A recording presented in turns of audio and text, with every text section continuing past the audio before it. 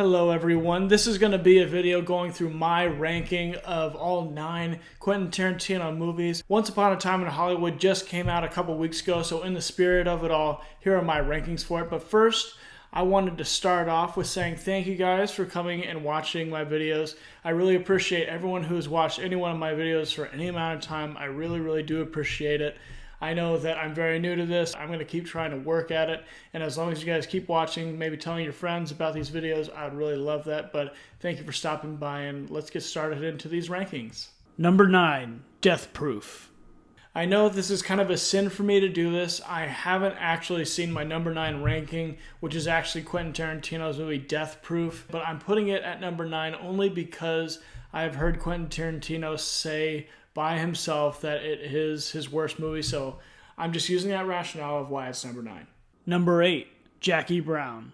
Jackie Brown is actually a follow-up to Quentin Tarantino's masterpiece Pulp Fiction, so in that light, when it came out and how it's viewed now is not as quite as much of a success because it's compared to that movie a lot. It is kind of similar in ways where it has one of the main characters who's being chased after by a gangster. I did really enjoy the performances by Robert De Niro and Samuel L. Jackson. They both are, phenomenal actors, and they both have pretty good roles. This movie does take a lot of twists and turns along the way that are pretty interesting, and it also has this romantic kind of element to the movie that you don't see in a lot of Quentin Tarantino movies. It's not something that he always does. I will say it is missing a little bit of the Quentin Tarantino stylistic flair where he just, likes to go off the rails a little bit. So just because it's missing that Quentin Tarantino trademark stuff, that's kind of why I have it at number 8. Number 7, The Hateful Eight.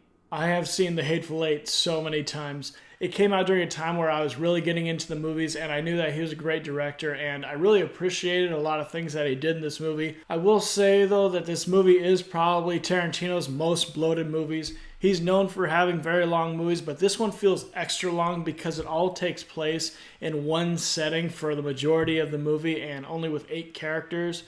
The dialogue is amazing. The cinematography is amazing. It's got a really few great moments of, comedy, but it is just a little bit too long, and I would say I would recommend a cup of coffee before watching this one. Number 6, Django Unchained.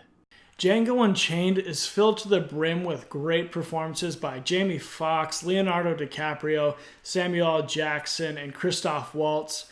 And Quentin Tarantino has a really cool thing with a lot of his movies where he puts his characters into these really hostile times in history. And in this one, it's in pre-Civil War south of the United States. Given that this is pre-Civil War era time, there are a lot of despicable things that happen, and you see a lot of brutal things that Quentin Tarantino portrays through a lot of villainous characters. But it is also very great to see Jamie Foxx and Christoph Waltz carry out bounties against a lot of these guys.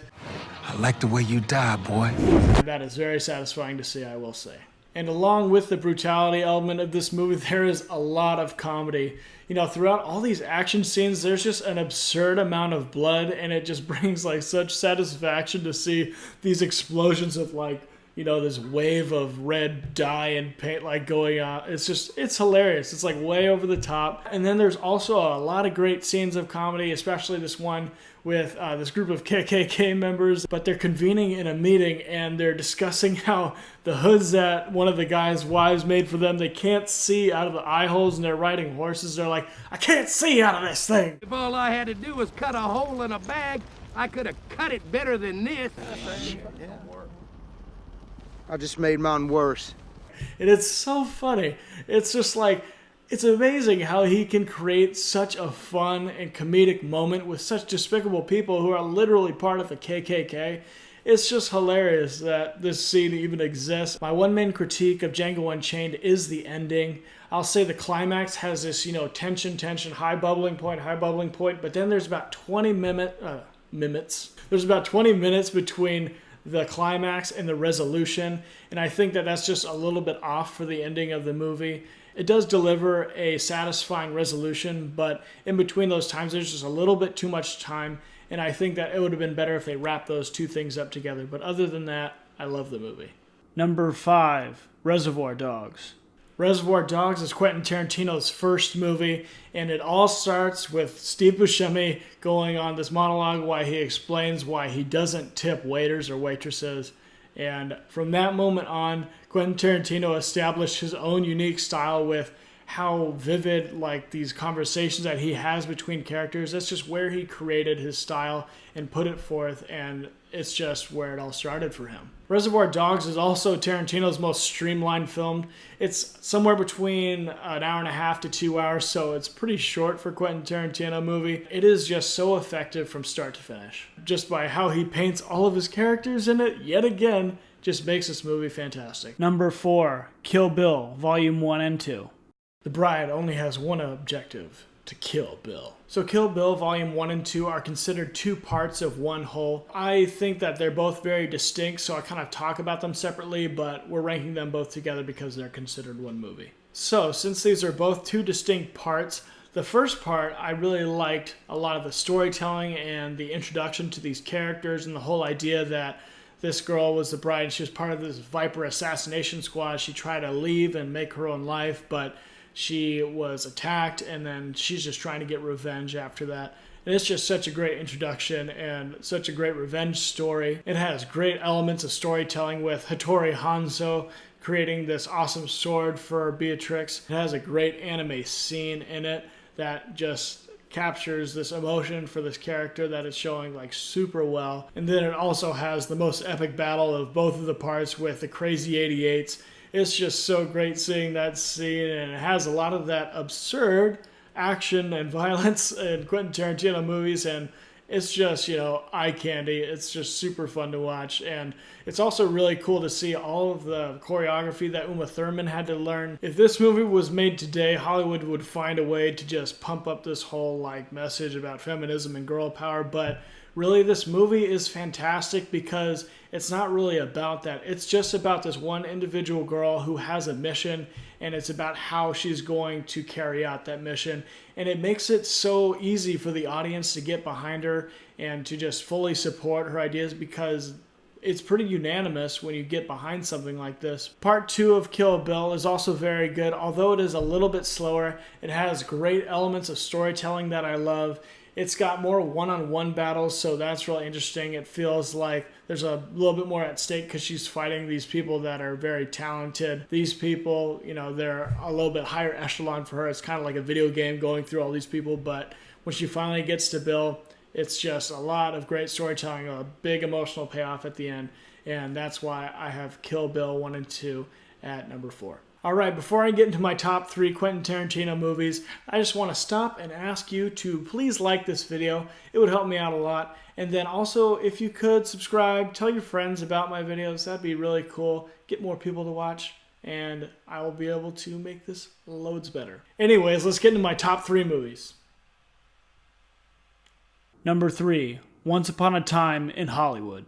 So putting Once Upon a Time in Hollywood as my number 3, I know is probably pretty controversial, and don't worry, it is for me too. My ranking of these movies changes for me a lot personally. I love these movies differently, different days, but I've seen this one very recently, and I really want to see it again, and there's just less that I remember about it, and I just had a great time with it, so that's why I kind of have it at number 3. I just love this movie because it has two very unique leads of this movie with Cliff Booth and Rick Dalton. I just love these two together. They have really great charisma, and they've got this bromance going on that's just really fun to watch.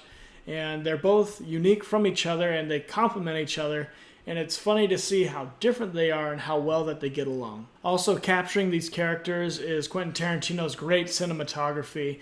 It just kind of puts this old 1969 Hollywood in such this euphoric kind of lens for us to view it through. And it's just really fun to see. This is a time that really impacted Quentin as a director. So it's fun to see him kind of giving his own interpretation of what impacted him and the type of characters that he watched when he was young. Also, the ending is just so great. Everyone in my theater was howling when they saw it. I loved it. It was fantastic, and I wouldn't change a thing about it. And my best description of this movie is probably that this is Quentin Tarantino's most lighthearted movie. And that's why I put it at number 3, really. I love movies that have kind of serious things to say, but I also find it really easy to watch lighthearted movies, and it makes me feel better like recommending it to other people, and it's just so much kind of easier to watch a lighthearted movie like this one, so that's why I have it at number 3. Number 2, Pulp Fiction. So Pulp Fiction is definitely considered Quentin Tarantino's masterpiece. You know, from beginning to end, every scene is just filled with such creativity that is, you know, only Quentin Tarantino style, and it is knitted together with one of the greatest non-linear storytelling styles that has ever been made.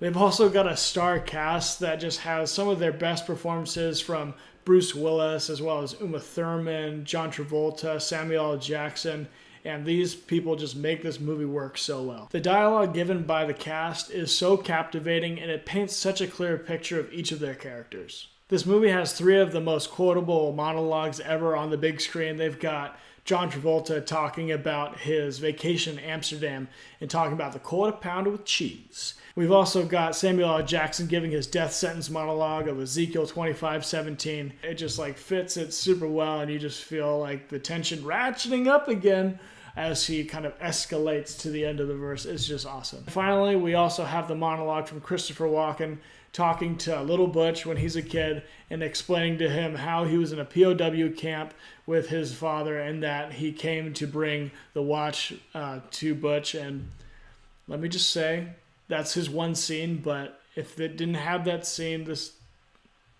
we would have missed out so much. This movie also has some very interesting themes of morality weaved throughout the different storylines going through it, and I think that's another thing that kind of sets this movie apart. And bottom line, this is probably Quentin Tarantino's most unique movie he's ever made. Some people kind of try to replicate it in certain ways, but this movie is pretty much untouchable with what it did. And honestly, it probably is technically Quentin Tarantino's number 1 movie, and for a lot of people it is their favorite, but just for me, I have one that is just a little bit better in my mind and how I perceive it. And number 1, Inglorious Bastards. Every single scene in Inglorious Bastards is perfect. From the opening interrogation with the farmer to the very end frames of Brad Pitt delivering due justice, this movie is just perfect in my eyes. It has every ounce of Tarantino's flair and style wrapped up in a story where this group of Jewish American soldiers band together to kill Nazis. Killing Nazis. It doesn't get any better than that. It really doesn't. This is also one of my favorite eras of all time. You know, in World War II, just seeing how these sort of evil ideologies would spring up and people would support them at that time because of all the desperation that was happening. And then also to counter that, to see the sort of brave people that would come to fight that evil. It's just mind-boggling to me, and it's just so fascinating to watch. Tarantino takes a look into this era, and he interjects his own take of justice into it, and I love it. It also has great acting from both Brad Pitt and Christoph Waltz. They're 2 of my favorite characters in all of Quentin Tarantino's movies. Inglorious Bastards is one of my favorite movies of all time, and that is why it is my number 1 pick. Thank you guys for watching my video. Anyways, if you could leave a comment below, tell me your ranking of these movies. We can have a conversation about it. Tell me what you think of Quentin Tarantino as a director. Do all that stuff. Like the video, subscribe, press the notification button, come back, watch more videos, tell your friends about my videos, and I'll see you guys next time.